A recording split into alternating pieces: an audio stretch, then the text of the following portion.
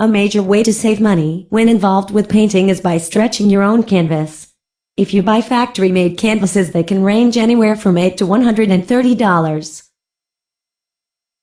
Materials needed to create a canvas are 4 stretcher bars, hammer, right-angle ruler, stapler, canvas, gesso, and a paintbrush. The first step is to cut the canvas to the correct size. When doing this, make sure that the canvas is a total of at least 4 inches bigger for the side and top.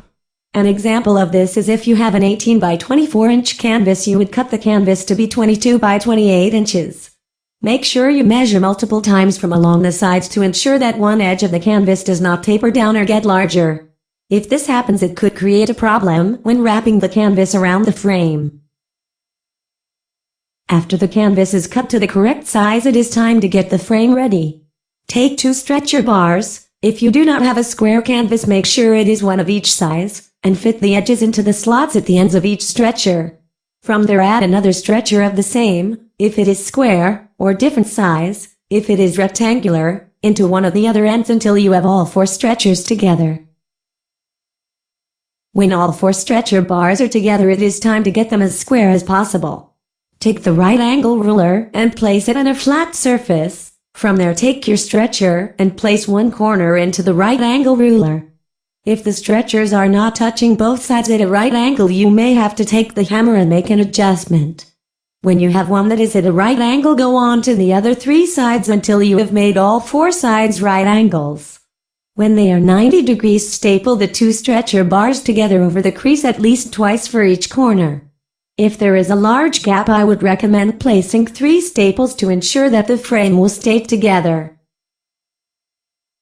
The next step is to take the frame and place it on the canvas. Lay out the canvas on a flat surface. Then take the frame and place it right in the middle of the canvas, with 2 inches all the way around it. Make sure that the canvas is straight along the tooth, or grain, of the canvas. If the tooth is going diagonal, it may show up in your painting.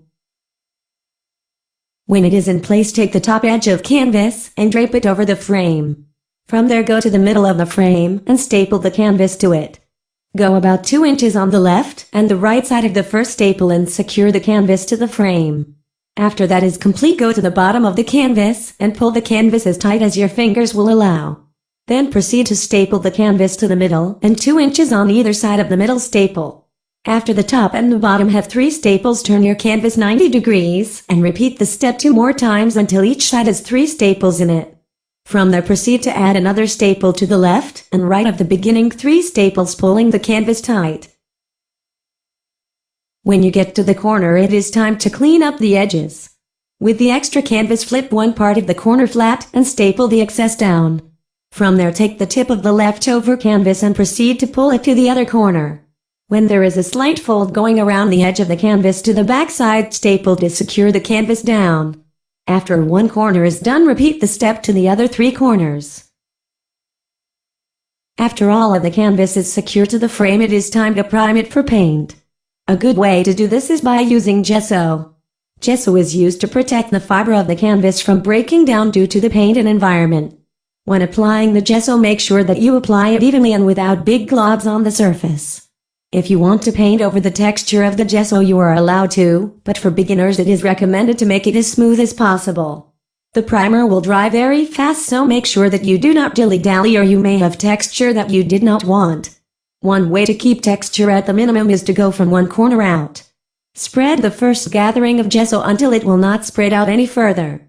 When you run out of gesso to spread from the first gathering of primer, get some more and continue to spread it out.